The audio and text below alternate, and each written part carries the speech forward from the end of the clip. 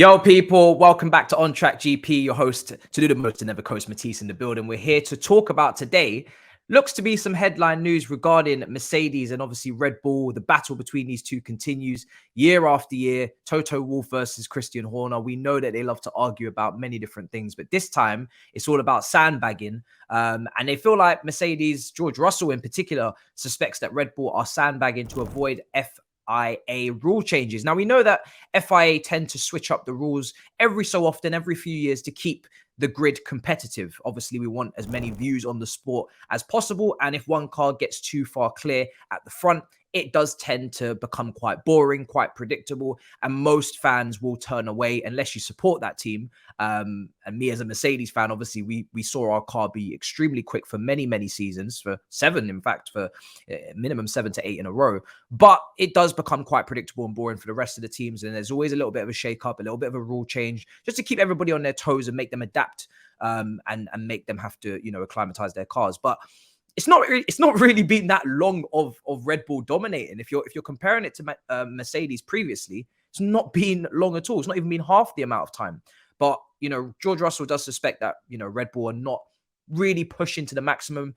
In particular, obviously, Max Verstappen, who was leading in the last race by a maximum of 9 seconds, really, before everything was bunched back up by the red flag. And of course, Max Verstappen, it seems like, didn't even really have to try too hard to clear Hamilton with all of that straight line speed. Obviously, all the DRS zones, it's just way too quick for that Mercedes.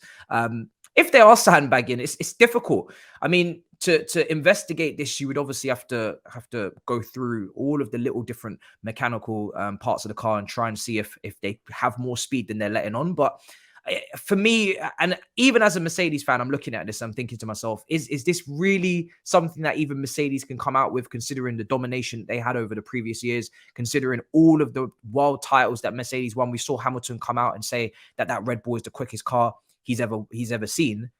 I don't even believe that to be true. I remember Mercedes having an extremely quick car. They were clearing off down the road, Lewis Hamilton and Nico Rosberg, leaving people for dead. Over a second clear at times. Now, even, Alonso's come out and kind of debunked all of that fastest car logic from Hamilton. And he feels like he's just playing mind games by saying that. It's not really true.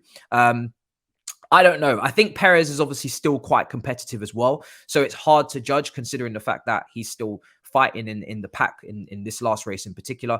Obviously, in the race that he won, he was obviously a very strong drive from him. We saw Verstappen in the first race just clear off down the road, and there was no cameras even on him. So I think it's too early in the season to really decide if they're actually sandbagging or not, purely because we just don't have enough data. We don't have enough races in the bag. But for me personally, I feel it's a little bit of a weak shot and a weak attempt from Mercedes, especially at this time. I think the timing of it is too early. If you were to do this mid-season or even later on in the season, as we really have a full calendar to kind of judge it, then I could say, okay, cool. They've won maybe all of the races or all but one. And you can really say, okay, this is too dominant. This is too easy for them. And they're able to save the tires. They're not pushing to the max. They can even maybe turn their engines down and still pull out 5, 6, 7, 8 second lead.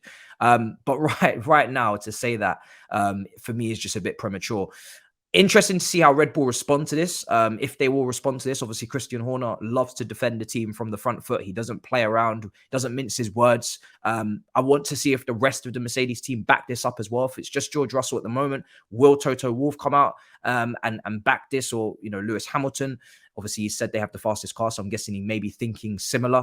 I just want to see more people kind of speak on it and more people kind of voice that opinion before we can really take it too seriously. The FIA have got their own problems at the moment. We saw in the last race the amount of controversy, the amount of problems that they had to deal with in terms of Carlos Sainz and the penalising of him, not the penalising of the 2 Alpines when they crashed. And of course, Sargent even had a little bit of a crash and bumped into the back of a car, obviously at the back of the grid, so didn't get the same limelight or attention. So FIA have got a lot to deal with already. Last thing they need on their plate is an investigation on Red Bull for sandbagging. Now, we know the cost cap, they went slightly over. They had an investigation there. Wouldn't be the first time that we've had to kind of put microscope on Red Bull. But I do believe, like I said, it's a bit premature. And Russell, maybe it's a mind game. I don't know. It's a strange one to come out with at this time. I wasn't expecting it.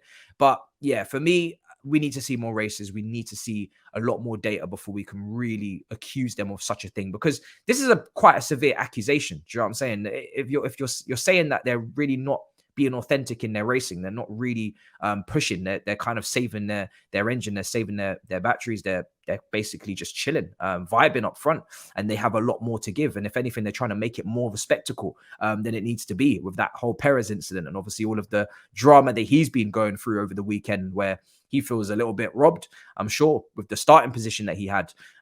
So yeah, for me, way too premature. But I'm interested to see what you guys think, especially Red Bull fans. What do Red Bull fans kind of think about this? Because there's a lot of accusations flying about constantly over Red Bull, and you guys, you do collect a lot of heat, and you draw it. I do believe that sometimes you do earn the heat that you get. But in this instance, even as a Mercedes fan, I do think this is a bit far-fetched, and I'm not quite willing to jump on the horse at the moment and get too stuck in with it, because I do believe it's a little bit overdone and overplayed. Obviously, Mercedes driver, what said here, for sure they are holding back, was the quote. I think that they're almost embarrassed to show their full potential, because the faster they seem, the more the sport is going to try and hold them back somehow. Like I said, it hasn't been that long. It's only been, this season, the season prior, and the season before, maybe 3 seasons in total, if this is to be completed, where Red Bull do pick up the drivers and constructors. It's not been a long time of domination. Maybe a lot of frustration from Mercedes in the fact that they can't compete at the moment. But it's not a long time to be complaining, to be honest, about dominance and about a car being too quick and all of these things.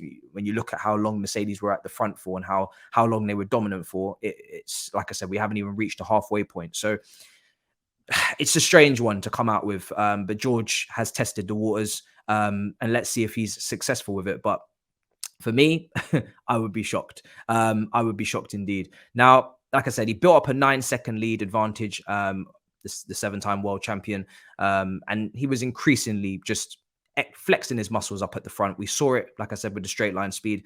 But there's going to be other tracks. And I think that's where I'm looking for more data. That's where I'm looking for more races, because it's not like as if we've seen every single type of race. We've got more street tracks coming. We've got more hurdles, more tests to come, and much more sessions to see before we can say that Red Bull are just so quick and can't be caught. And there's upgrades. We have now a month, I think, gap between this track that we've just come off, Australia to Baku. And then we have an opportunity to see if there's any upgrades from Mercedes, if there's any upgrades from, Aston Martin, from Ferrari, from McLaren. Is there going to be any changes? And once we see that on top of, what we've seen already, then if the lead is still so massive that there's something fishy in it, then cool. Maybe we can talk then. But like I said, it's too early with upgrades still to come. Maybe you just have to give credit to Red Bull and say, do you know what? They've put together a fantastic car. They've got everything spot on. And it's up to everybody else to try and catch up and fix themselves up and get their upgrades and make their changes. Mercedes have plenty of changes to make to that W14, as we already know. A little bit better race pace there over the weekend, but a long way to go.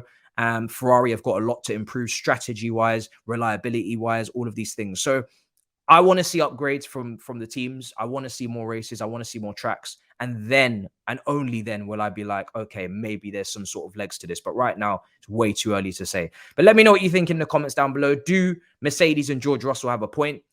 Are Red Bull just too quick for their own good? Is there something between the lines? Is there something under the car? Or is it just all complete nonsense and Russell just needs to focus on his driving? Let me know what you think in the comments down below. Make sure you subscribe to On Track GP, smash up the likes, and I'll see you guys next time in a bit, people.